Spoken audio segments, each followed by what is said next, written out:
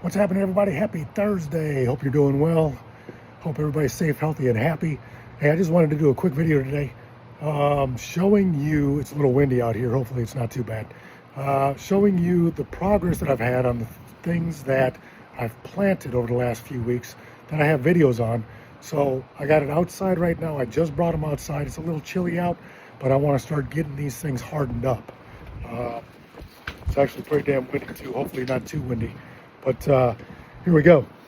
We got the cilantro, we got peas.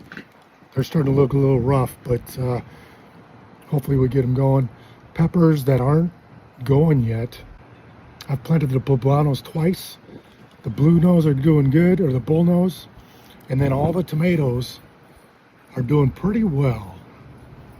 My Mr. Stripey right here not doing so hot. This Brandywine not doing so hot. This looks like maybe a watering thing over on this side. I'm gonna have to look at that.